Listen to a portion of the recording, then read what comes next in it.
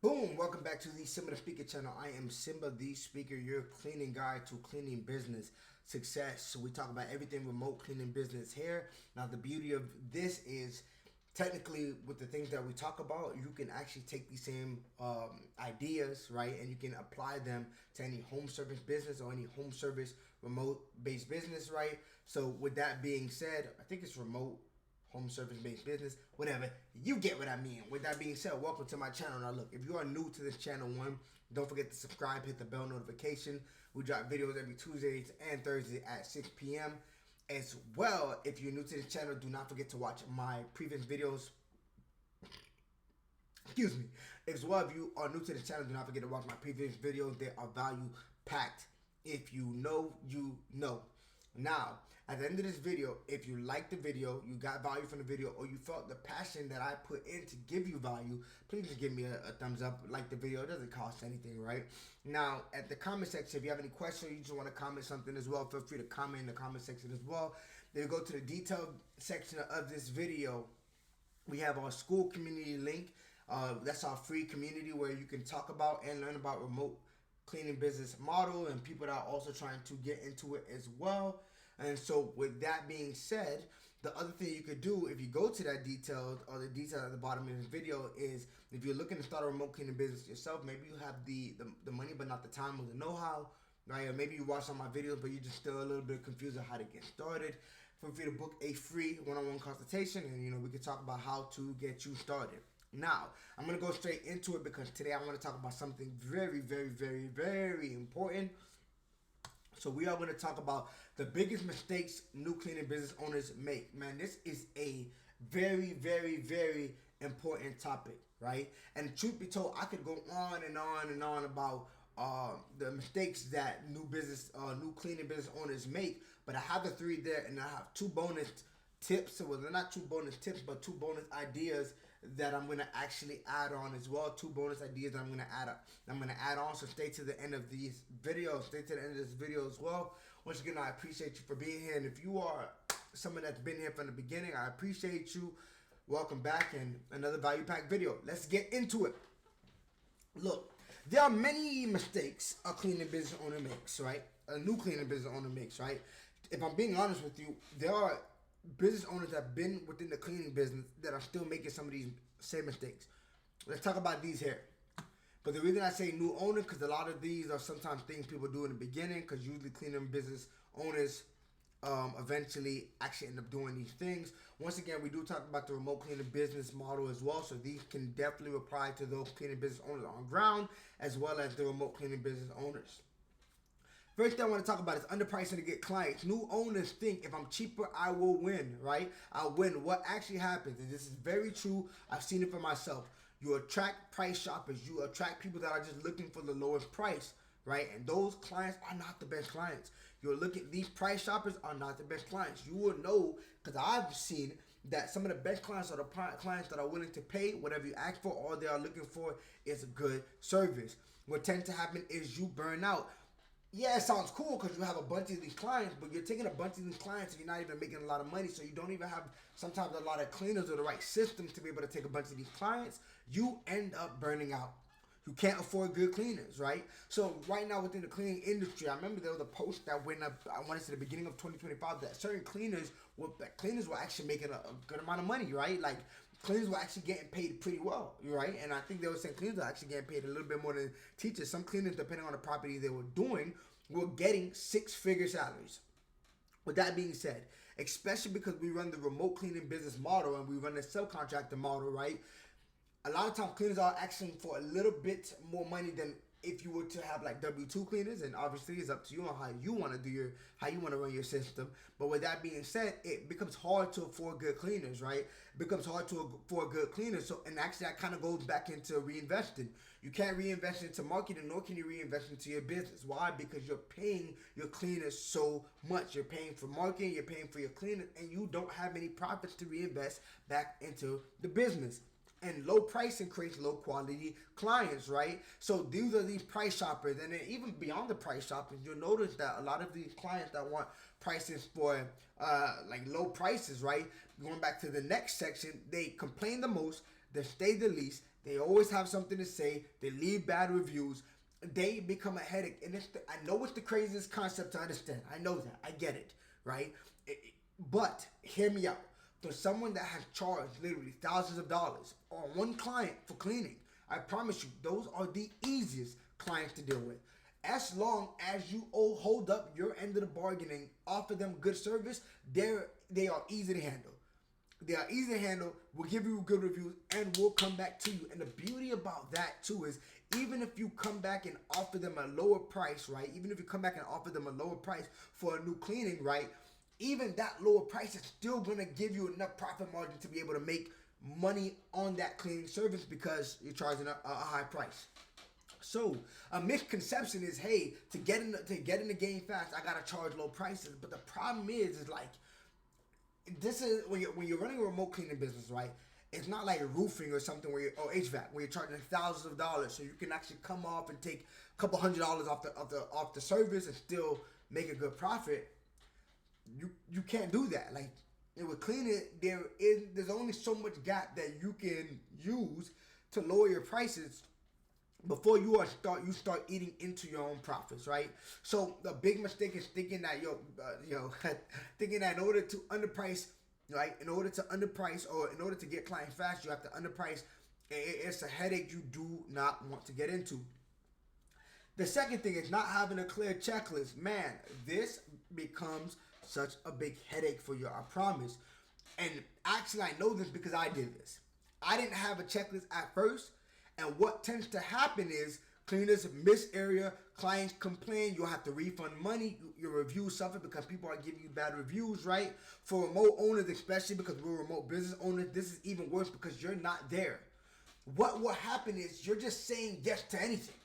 I talked about this actually, and this is why I always say, watch my previous videos.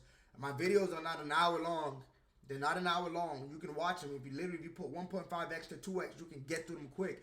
I actually talked about the three important or mandatory things you need to have when creating a cleaning checklist.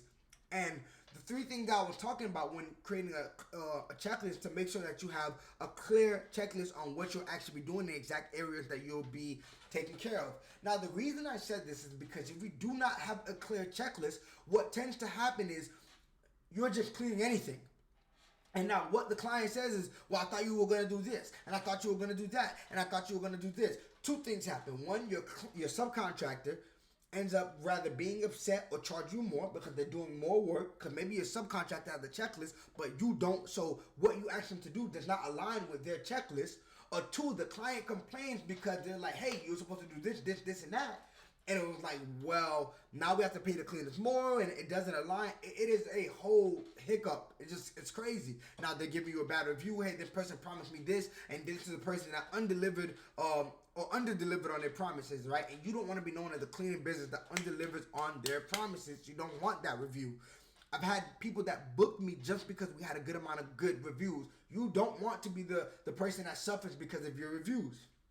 With that being said, you need to have a checklist, especially because we are remote cleaning business owners. We are not there to see them. We are not there to see them. What does that mean? We need a checklist for quality control. No checklist equals no quality control. And I talk about this in that video. Be sure to watch that video as well. I promise you. Be sure to watch that video. No checklist equals no quality control. We don't want to run into this problem, right? So the second thing that, mistake that they made is not having a clear checklist. Because they're underpricing to get clients fast, and because they're trying to get clients fast, they're saying yes to everything. You see where the problem aligns? You're saying yes to everything, plus you underprice, and there's no clear checklist. You are literally cooking up a disaster, a recipe for disaster. You are literally cooking up a recipe for disaster. So you want to stay clear away from that as well. And when you're starting your remote cleaning business, hiring too fast. Another thing I fell victim to. Cleaners don't show up. They're still clients. They cut corners. They damage property. You got to make sure that you verify insurance, reviews, and references. So once again, if you see me looking this way, I have two dual monitors. I love my monitors. I really do love them. Nonetheless, you got to make sure that you're verifying insurance review and references. A lot of time, cleaning business owners, because they have clients, so they're trying to service their client. They're just hiring anybody. I did that. I know. I know this from firsthand experience. What happens? People don't show up. People don't give their best because it's not their clients. People try to steal your clients, right? Now, and so you run into all these situations. Slow down. I rather have you have one or two good cleaners. You verified everything, and you kind of handle the appointments that you can handle, right? And then as you get more good cleaners, you increase the appointments. Then sit there, take a bunch of the appointments. Yeah, you have 5 cleaners, but 4 of them suck or try to steal your clients, and now you have no reoccurring clients. Now you're getting a bunch of bad reviews. Imagine not having a clear checklist and then having a bad cleaner. Like, that's what I'm saying. All of these are literally a recipe for disaster. And so what tends to happen is a lot of cleaning business owners run into this, especially the new ones, because let me tell you what happens. Within the cleaning business industry, right, I think because people think it's a cleaning industry, people don't take it serious. People don't take it serious. People, oh, it's a cleaning business. I could just do this. I could just do that. I could just do this. And you mess up your business. You F up your business because they're not taking it serious. If it's a business or an endeavor that you want to do where you are servicing clients and then asking for some type of monetary value in exchange, you have to take it serious. You have to take it serious. And I hate talking to business owners that don't take it serious because I'm like, this is why people don't take our industry serious. Because you just come in clean and just act very weird or do weird things or not have the business foundation to actually run the cleaning business well. And now people start to have this narrative about what the cleaning industry is like. And we're trying to change that. And that is the point of all these videos I'm making. Like, if I didn't care to change that, I would not be here. I would just continue running my business. I want to help people change the narrative of the cleaning industry. Boring businesses make money if done right and professionally. So, right there, these are the three mistakes that the cleaning business, new cleaning business owners make. Underpricing to get clients fast, not having a clear checklist, and hiring too fast. Now, I told you at the end of this video, and if I didn't, I thought I did. At the end of the video, I do have 2 bonus tips. Now, my bonus tips are not necessarily tips, but these are 2 more ideas on why cleaning business owners actually the mistakes that they make. And now with these 2 bonus ideas, right, and even same with these 1, 2, 3, right? So if the mistake is underpricing to get clients, don't underprice. If the mistake is not having a clear checklist, don't make the same mistake, right? If it's hiring too fast, don't hire too fast. So these bonus tips are going to be 2 more mistakes that they make that you should be avoiding. You should avoid. Let's get to it. Boom. Not collecting payment properly. Accepting cash randomly. Mind you, we're a remote cleaning business. Like, we run the remote cleaning business model. So, like, even accepting cash, we shouldn't even be doing that because we're doing everything from a laptop. But a cleaner should not be accepting your cash. You don't put the card on file. They don't have a cancellation policy. They don't charge for late cancels. You are leaving money on the table. You are leaving money on the table and potentially putting yourself in a position to lose revenues, to have people do no-shows. That happened to me before, right? To have people do no-shows or don't even send you the payments, right? No-shows with your payments or even chargeback because something happened and you didn't have it. Let's say you charge a cancellation policy or you charge a cancellation fee, but you didn't have a cancellation policy. You are going to get a chargeback without a doubt. You didn't communicate and you didn't have one and you're charging me for a cancellation. I am going to charge you back. And they are going to win because you don't have one, right? So not collecting payment properly is something that caused a lot of business owners to lose money. And that's why if you go into my other previous videos, once again, I'm always going to say, watch my previous videos because a lot of the concepts that I talk about in my previous videos stack up with each other. We talk about how to properly collect payment as a cleaning business owner, especially a remote cleaning business owner. If I'm in a whole different state or out of the country running a cleaning business, I can't sit there and chase you for the money. I can't have a cleaner go chase you for the money. They're not going to do it. It's not going to work. And so let's talk about here the second tip as well. Most cleaning businesses are transactional. What do I mean by this? Not following up. You know what? That's what I want to put. Not following up. Not following up. I should have kept the first one there. Most businesses are transactional. What do I mean? They don't follow up. What do I mean by that, right? They clean, they leave, they disappear, and that's why they struggle. They clean, they leave, they disappear, and that's why they struggle. They don't ask for feedback. They don't ask for reviews. They don't try to get them reoccurring. They don't try to get them monthly. So what tends to happen is retention in the cleaning business is where profit lies. Retention in the cleaning business is actually where the profit lies. So if you're not getting your reoccurring clients, you are losing your profits. I'm telling you now. That is something I talked to a mentor before when I did a one-on-one call, right? Mentorship. That's why I drop all these videos. I always say book a consultation with me. Mentorship is important.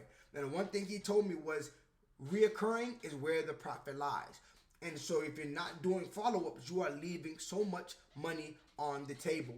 So right here, not 3, but 5 different reasons that five different mistakes that new cleaning business owners make. Honestly, I want to add a 6th one as well. I'm going to add a 6th one if you stay to the end of this video, because this is going to tie into how I want to end this video.